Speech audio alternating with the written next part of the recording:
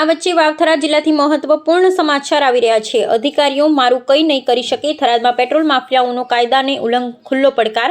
વાવથરા જિલ્લાનું વડુ મથક થરાદના પ્લોટ વિસ્તારમાં આવેલા અલશિફા હોસ્પિટલ, જેમાં સંવેદનશીલ સ્થળથી થોડાક જ દૂર જાણે કાયદાનું કોઈ અસ્તિત્વ જ ન હોય તેમ દુકાનોના પાર્લરો અને મોટા ગેરેજમાં અત્યંત જોખમી રીતે પેટ્રોલનું છડેચોક વેચાણ થઈ રહ્યું છે, જેમાં પ્લાસ્ટિકની બોટલો અને કેરબામાં ભરીને કરાતું આ વેચાણ ગમે ત્યારે થરાદના પ્લોટ વિસ્તારને અગ્નિ જ્વાલામાં હોમી શકે છે। તેમ છતાં સ્થાનિક તંત્ર કુંભકર્ણની નિંદ્રામાં સૂતેલું હોય તેવું લાગી રહ્યું છે, જેમાં અસામાજિક તત્વોથી ઉદ્ધતાઈની તમામ હદો વટાવી દીધી છે। જ્યારે મીડિયા કર્મીએ આ જોખમી ગેરકાયદેસર પ્રવૃત્તિનો પર્દાફાશ કરવાનો પ્રયાસ કર્યો ત્યારે દુકાનદારે કાયદાનો ખુલ્લો પડકાર ફેંકતા કહ્યું, કોઈ અધિકારી મારું કંઈ કરી શકે તેમ નથી।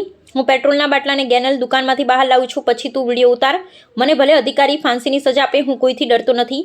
જેમાં નિવેદન સ્પષ્ટ કરે છે કે ક્યાં તો આ દુકાનદારો માનસિક રીતે બેફામ બની ગયા છે અથવા તેમને કોઈક ભ્રષ્ટ અધિકારીઓના આશીર્વાદ અને છત્રછાયા પ્રાપ્ત છે, જેમના કારણે તેઓ કાયદાને ગોળી નેપી ગયા હોય તેવું લાગી રહ્યું છે। જેમાં અલશિફા હોસ્પિટલની નજીક મેઇન રોડ પર અને રહેણાંક વિસ્તારોની વચ્ચે જ્યાં હજારો લોકોની અવરજવર રહે છે, તે આવી રીતે પેટ્રોલના સંગ્રહ અને વેચાણ કરવું એ સીધું જનતાના જીવ સાથેનો ખેલ છે, જેમાં ફાયર સેફટીની પ્રાથમિક સુવિધાઓનો પણ અહીં સદંતર અભાવ છે।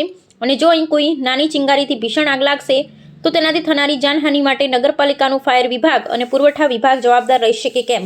જેમાં અનેકવાર મીડિયામાં સમાચારો પ્રસિદ્ધ કરવા છતાં તંત્રના પેટનું પાણી હલતું નથી। શું તંત્ર કોઈ મોટી હુનારત થાય તેની રાહ જોઈ રહ્યું છે? જેમાં નગરપાલિકા અને પુરવઠા વિભાગની નિષ્ક્રિયતા પ્રજાના મનમાં અનેક શંકાઓ જન્માવે છે।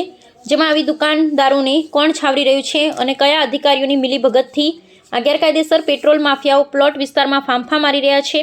જેમાં અલશિફા હોસ્પિટલ નજીકની તમામ ગેરેજ અને દુકાનોના પાર્લરો જ્યાં પેટ્રોલનું વેચાણ થાય તેને તાત્કાલિક સીલ કરવામાં આવે અને આવા અસામાજિક તત્વો પર કડક દંડ અને ફોજદારી ગુનો દાખલ કરવામાં આવે। જેમાં શું આ તંત્ર જોખમી ગતિવિધિઓ અટકાવશે કે પછી મિલીભગતથી આવા અસામાજિક તત્વોને છાવરવામાં આવશે, તે તો હવે આવનારો સમય જ બતાવશે। આ તસમીરની સાથે કયુમભાઈ ચૌહાણ।